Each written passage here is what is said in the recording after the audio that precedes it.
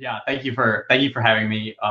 As uh, you said, that I'm one of the primary developers for MedGemma, and also some of our other high def models. So that's what I'm going to talk about here today. High def being Health AI Developer Foundations.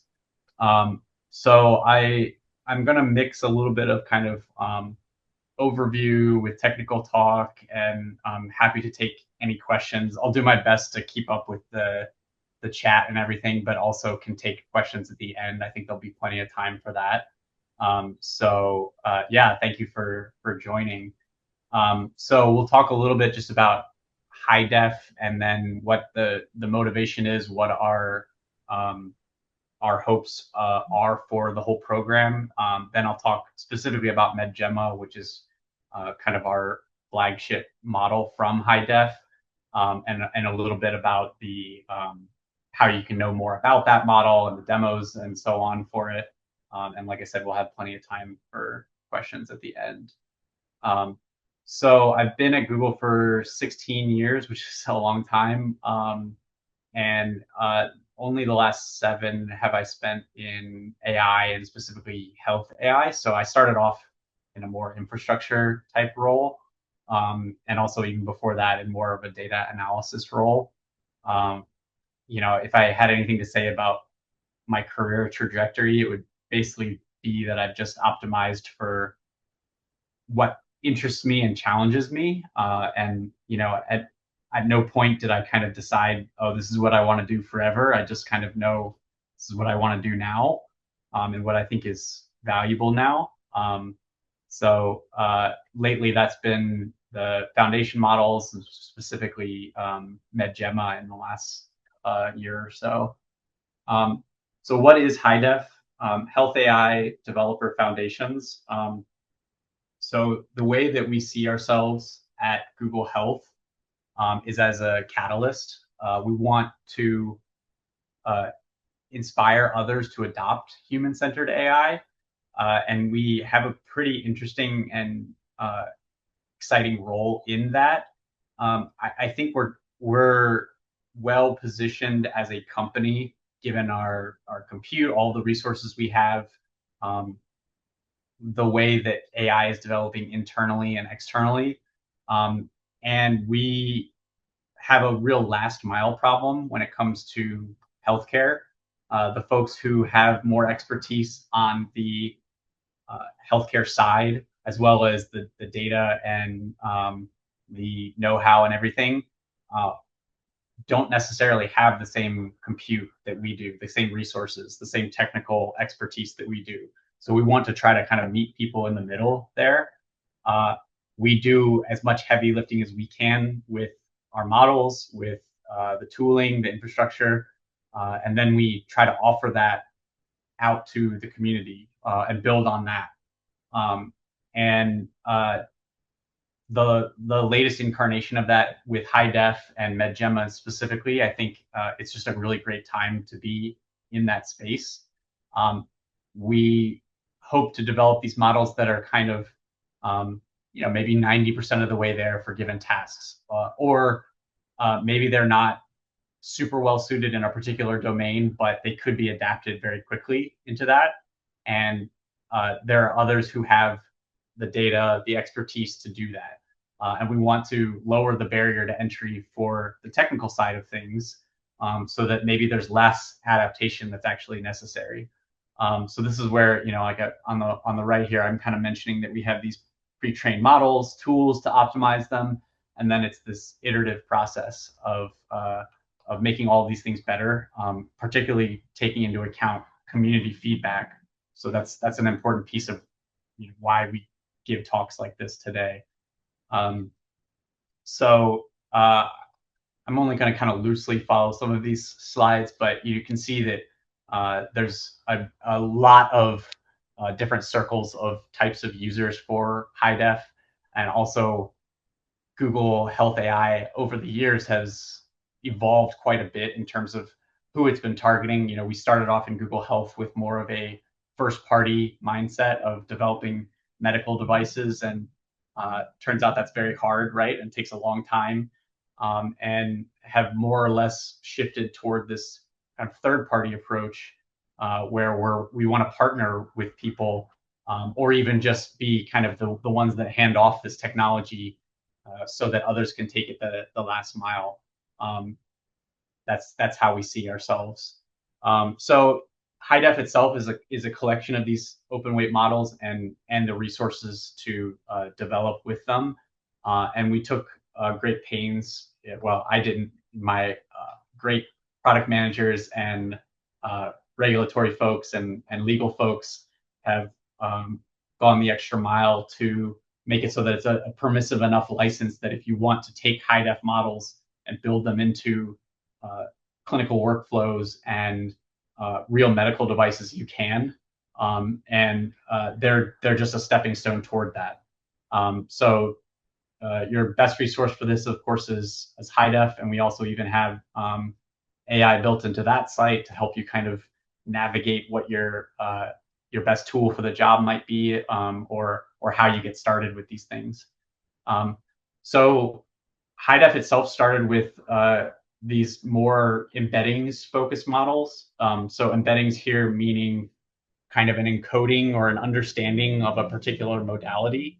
And then these were also, some of them started off more as API only models. So we host the model and you can send an image or a acoustic capture to this API and then get back these embeddings, which are kind of a rich understanding of that data according to our models.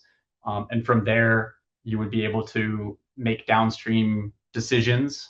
But we've, also taking great pains to move toward more openness as well. And these generative models are kind of the flagship now. So we have Gemma for therapeutics comprehension, MedGemma, which is what I'll talk a lot about today, and then MedASR was also released at the end of last year for automated speech recognition.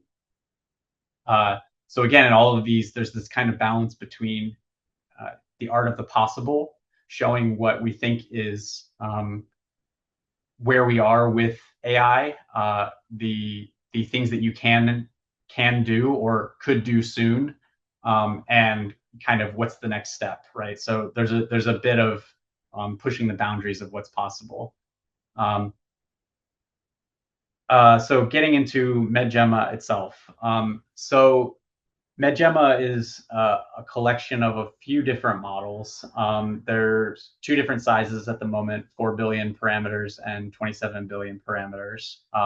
And these have been pre-trained and I guess post-trained also with as many different modalities as we can, essentially. And we're kind of always trying to increase the number of modalities and what will be most useful to our users.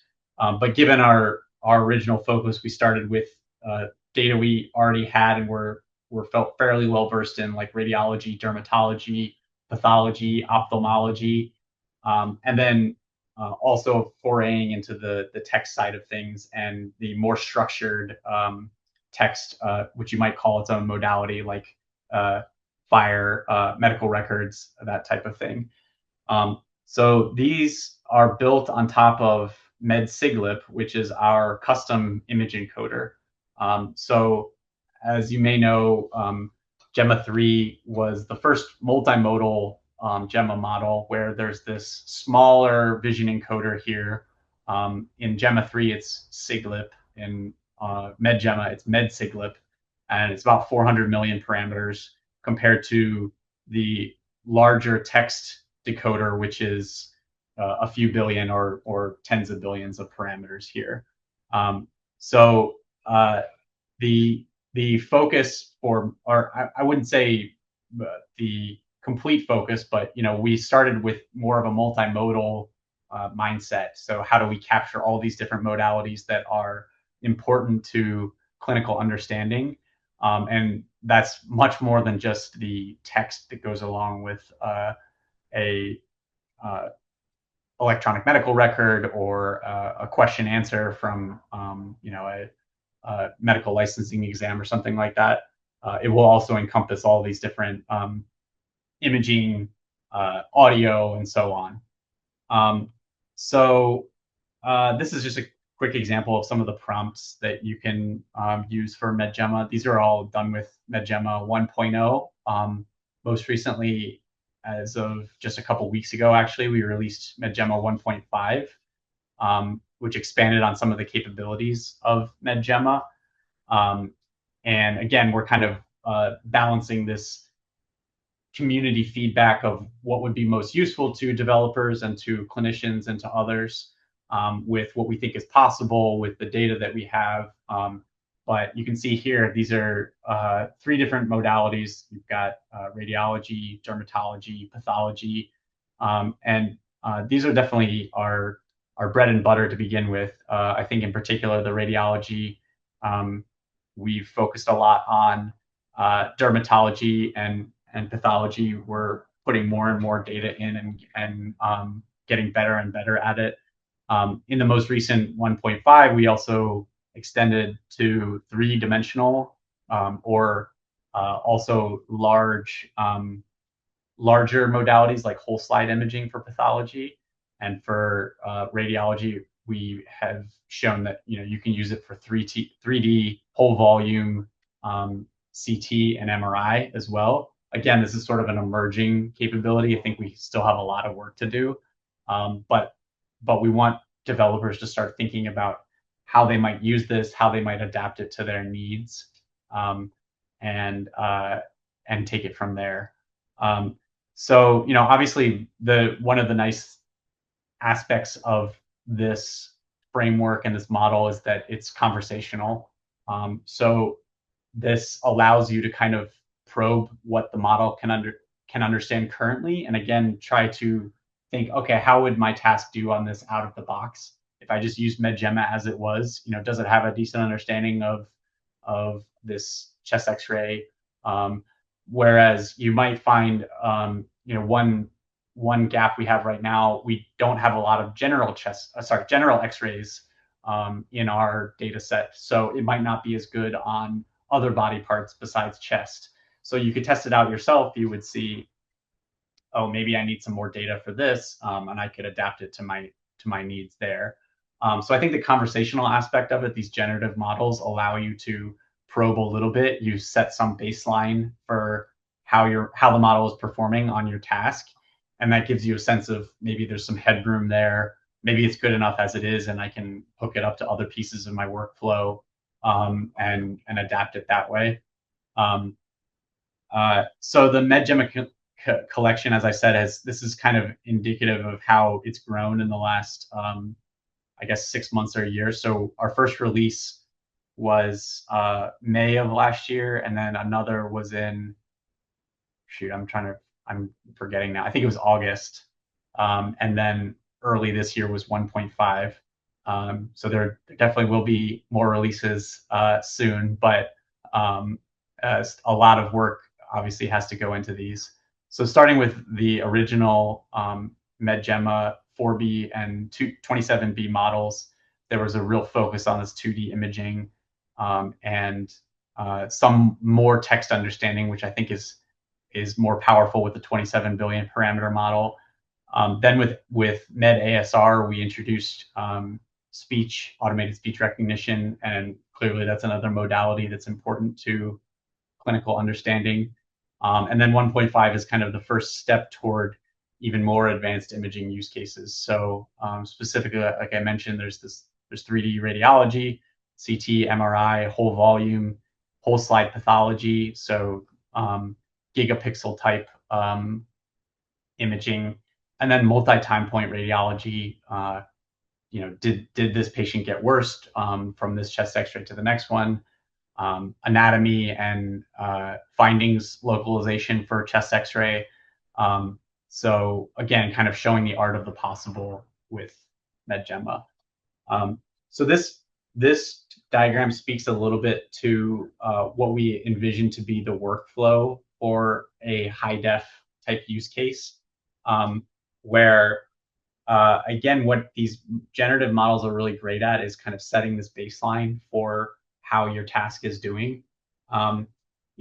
in the simplest case, maybe it's something like triaging chest X-rays um, for an ICU or something like that, or day-to-day assessing how lines and tubes placement has evolved for a patient in the ICU.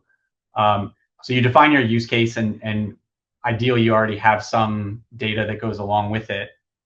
You can quickly assess how MedGemma does out of the box on that, measure your baseline here. And then, we'll be honest, most likely you're going to need to adapt and tune it. You're going to need to do some further training, add some more data into it, find, okay, this needs some more work, or I want to refine really the operating point. I care more about false positives than false negatives or something like that. Tune it accordingly. Then you find, okay, I've got decent performance, and now I can go to scaling it up. Oh, I see. Okay, I just noticed there's a bunch of questions. Yeah, maybe I guess it would be good to just take them all at the end. I don't think I'll be that much longer anyway. Don't worry about it. We there should be about 20 minutes at the end to take questions. So Okay, just perfect. yeah. Thank you. So as I was saying, there's definitely going to be some legwork that's done in this adapting and tuning stage, the eval stage. But we're constantly working on, again, lowering the barrier to entry to that. There's no better time for that than now, obviously, with all the great AI tools that are out there now. So making this easier from a technical perspective for especially folks who bring their own different expertise to the table. If you're a clinician, you probably didn't spend a lot of time doing programming, and that's not where you're best suited to add leverage. So hopefully we lower the barrier to entry there, and you're able to adapt this model yourself without having a lot of ML expertise. And similarly with the deployment side, right? Cloud is obviously well suited then to say, okay, I want to kind of one-click deploy this. I want there to be considerations for data privacy, security, all of that, hopefully taken care of, or at least well thought of ahead of time. And this is just a constant. This overall workflow also is an iterative improvement from our perspective, from sort of a meta, outlook, right? We're trying to make this easier while you're trying to make models easier. And then there's this feedback loop of, we hear from you of what's still too hard, or what other use cases should we be able to support. And this is also the great thing about open source and trying to release regularly and build a community around this. So I'll dive in a little bit to the training here. I'm a bit limited about exactly how much I can say on some of these things. So I kind of aggregated some pointers here.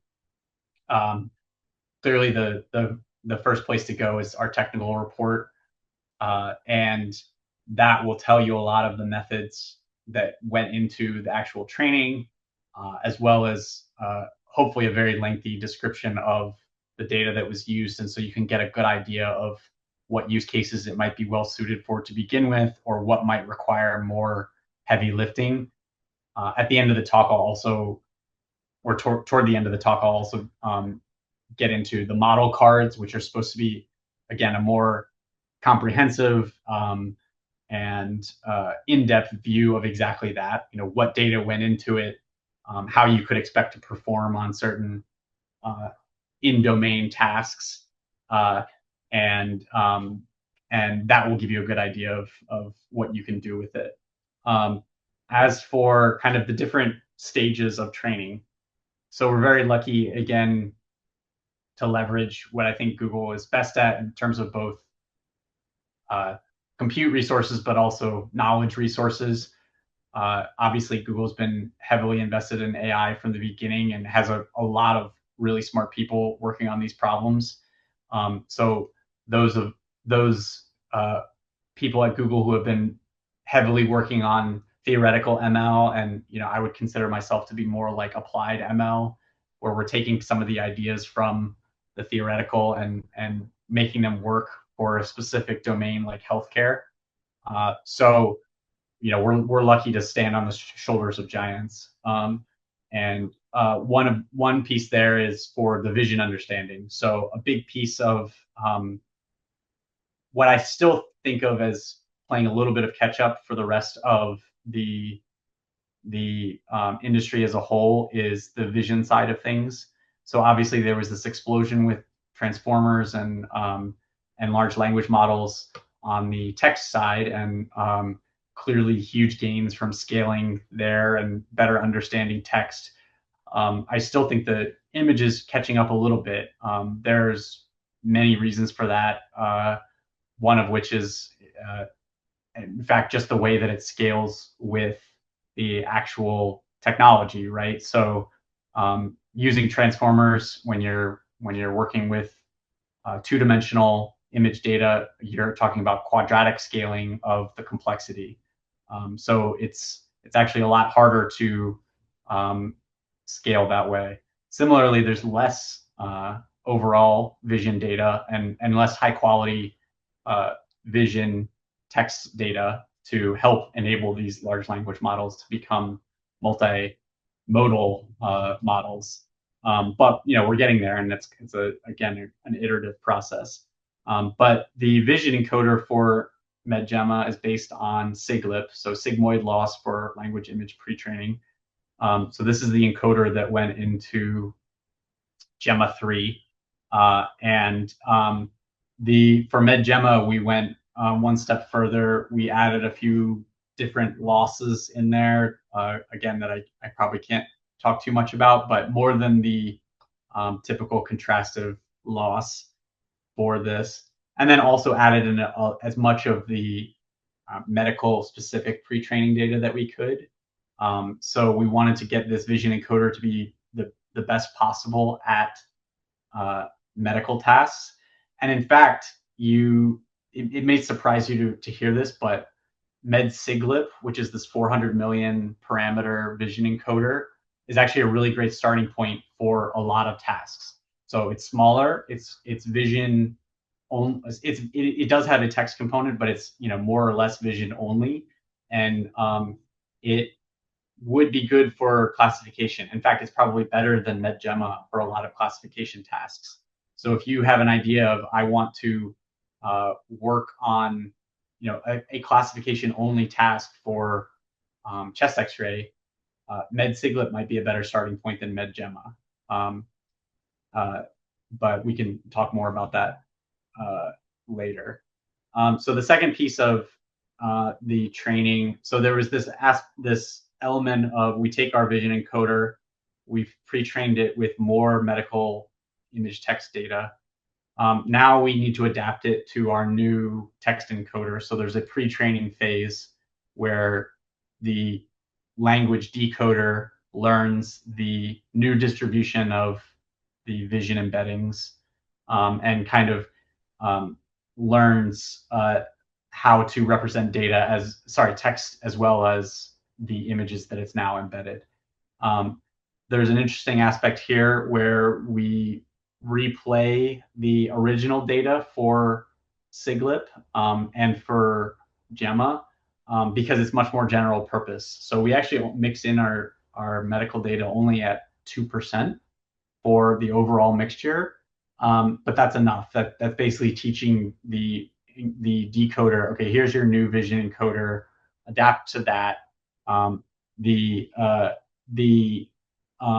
vision encoder also has some of the general SIGLIP data mixed in, so it still has some understanding of natural images and so forth. And then we adapt that to the new text decoder. The second phase of training for MedGemma is distillation. So you might be familiar with this from lots of other models out there, the DeepSeeks of the world and everything. You can do a lot of heavy lifting by distilling, by learning from a teacher model. So a much larger model that has much broader capabilities. The I think this is kind of the underrated. This is sort of an open secret that is not keyed in on enough. Is the actual technology behind Gemma. It's called on policy distillation. This has gotten a little bit more popular in the last couple months with thinking machines. So thinking machines put out a blog post on policy distillation that makes it a little bit easier to do. But it's been around for quite a while and it's been very powerful for Gemma. The idea is more or less that you go one step further than just supervised learning on the outputs of a teacher model. There's a couple extra innovations for Gemma here. You're actually trying to match the probability distributions of the tokens. So from the teacher. So the teacher, you assume, has a better understanding of kind of where this text is going and maybe what this image is or whatever. And so you're teaching the underlying student model, Gemma or MedGemma in this case, to match that distribution a little closer. And you can take it even one step farther, which is what Gemma 3 did, where you do this so-called soft distillation. So instead of just the top tokens and their probability distributions, you take the top 256 logits. So the vocab for Gemma is 260,000 or so. So at any given step, you have this probability that's smeared over all 260,000 tokens. But you can take just the top 256, and then you start trying to match that distribution in your student. And it turns out to be very powerful. This is also getting a lot more traction these days, and it's related to these ideas of self-distillation. So the objective of matching probability distributions and getting token level feedback on how your answers are is very powerful. So as opposed to just saying, here's a right answer, yes or no, for reinforcement learning maybe, or here's the correct exact token that you want, which is sort of the traditional formulation of distillation, you can get a lot more leverage out of these token level feedback, this so-called like dense feedback, essentially. So this is where I think Gemma has been very powerful. And of course, Google has this ability to scale this up tremendously. So this on policy distillation tends to scale very well, even with a very small model and a very large teacher. You can get gains from a massive amount of data. So I'll also point to the Gemma 3 technical report, which has some more details there. There's a little bit, again, the exact formulation of our loss is not quite what was in this on policy distillation, but I think it's still very valuable. The last phase of training is reinforcement learning. So for MedGemma, for Gemma 3, there were a lot of different objectives. There was instruction following feedback, execution feedback for code, formal math feedback. For MedGemma, we care a lot more, obviously, just about the medical and particularly the visual understanding. So we're still tapping into kind of where this will go, but in large part for MedGemma, we used only RLVR, reinforcement learning from verifiable rewards. So we formulated a lot of our tasks as simple questions of yes or no, multiple choice, and you allow the model, which has a really strong foundation of knowledge from pre-training and distillation, to explore a little bit and refine that knowledge. So you may ask it, is there pneumothorax in this image? You tell it, okay, you can reason about it, but just end with yes or no. And it turns out to be quite powerful, even though you're not supervising the actual reasoning process. So you don't steer it based on any kind of feedback on its reasoning, but uh, just getting the right answer and then also having a very strong visual understanding or foundation of knowledge, it tends to steer pretty well anyway. We had a lot of different RL tasks for MedGemma, but mostly they were formulated as this RLVR, which I think was introduced in this paper. That was the best reference I could find for it. But we are now exploring kind of richer feedback mechanisms for RL. So what we call denser feedback, things like token level rewards or process rewards. So that's where you would give a reward not only for the final answer but also for the intermediate reasoning. Things like an auto rater where you're giving it a reward based on how well it's judged the answer to be based on an LLM. So still exploring a lot of that. But there's just so much low hanging fruit, and this is such a powerful technique that we're focused mostly on scaling to kind of all the different modalities first, and seeing where we can get value from that to begin with. So I don't have too much more. I'll just quickly go over, what we found was that this was quite effective for, particularly for medical visual understanding. You can see the small model MedGemma 4B is doing very well compared to a lot of vanilla counterparts from Gemma and Gemini, and also I think competing pretty well on some of the state of the art foundation models that are out there. I won't say that we are state of the art on every task, and to be honest, I don't think it matters. Again, we're kind of trying to tell the story of this is a good starting point, and maybe you can derive value from the fact that it understands both dermatology and histopathology, versus a foundation model of one or the other. But maybe MedGemma can leverage both of those, as tools or something like that. That's another possibility. Over on the right, you can see, of course, that the larger MedGemma is still pretty small by comparison to a lot of the open models out there, even like DeepSeek, which is in the hundreds of billions, and obviously also Gemini, but it still competes pretty well on some of the text-only objectives, and I think demonstrates a pretty strong medical understanding. And we're obviously also leaning much more into domain-specific text tasks like, well, I guess you could argue they're text tasks like EHR, right?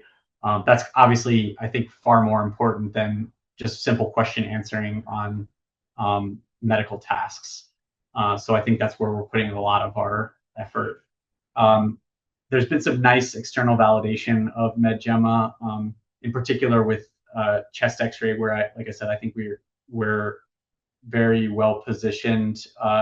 We did some work ourselves with a board certified radiologist to see if the reports generated by MedGemma would be kind of clinically acceptable, as we call it, where it would result in similar patient management. And we found that, a pretty large majority of them are.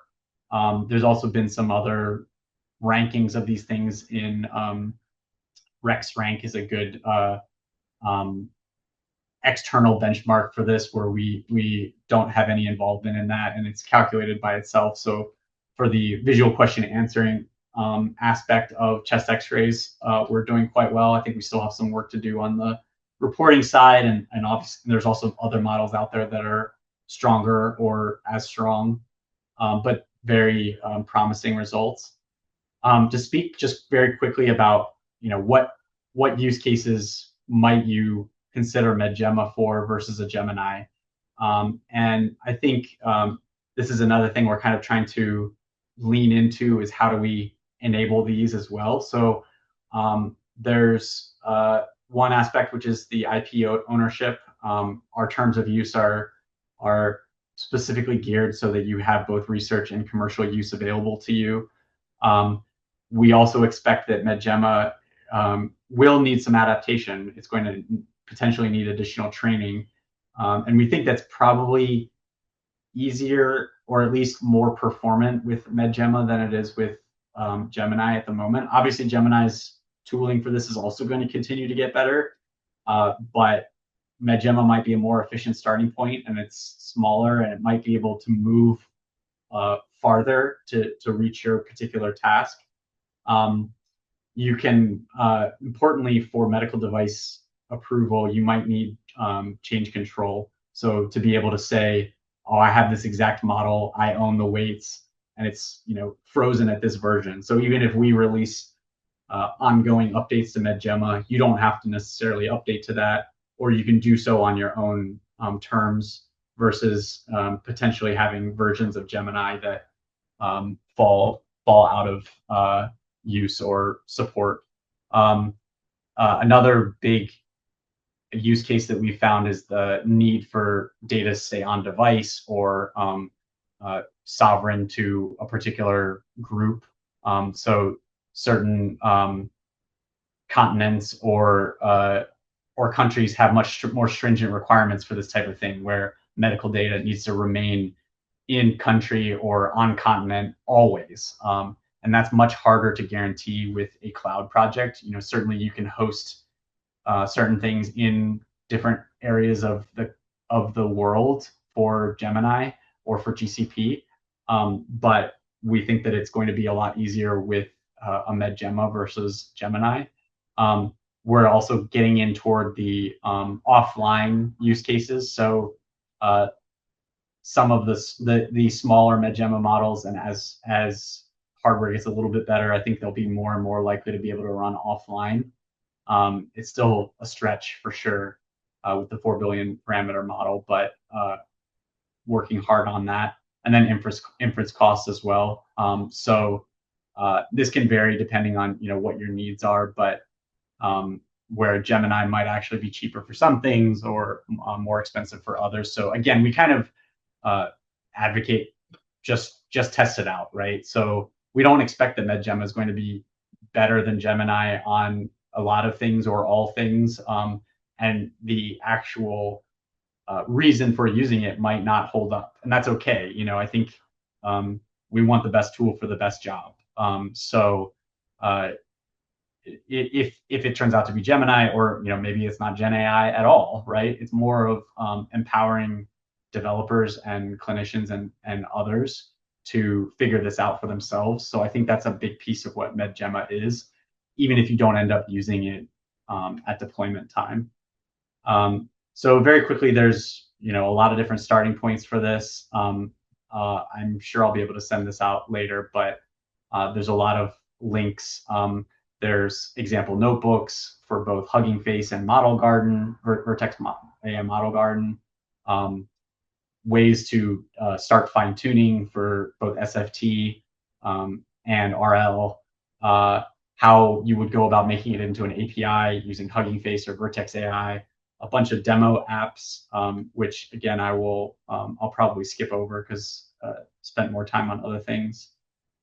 But again, to give you kind of an inspiration.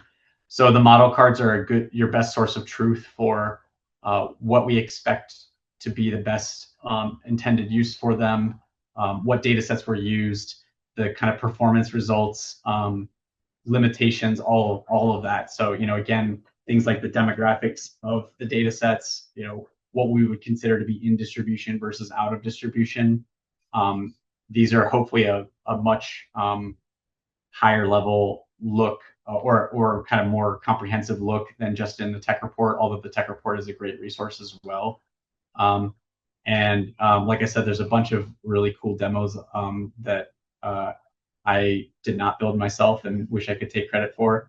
But here's one where you're explaining a radiology report in more plain terms or layman terms. Appointment ready, which is kind of this journey of pre-visit questionnaire for a patient, and it goes back and forth to ask more questions and build this report. A radiology learning companion where you could quiz yourself on chest X-rays and learn a little bit more about that. And then more recently, this EHR navigator. So showing how you can use MedGemma in sort of an agentic context within EHR. And again, we're putting a lot more effort into these things these days. So I'll leave with that. There's again plenty of links. We also just announced the MedGemma Impact Challenge. So if you're interested in building an application and submitting for judging, that's on Kaggle.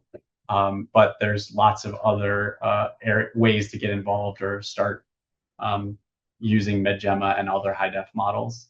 So I'll pause there and just start taking questions, I guess.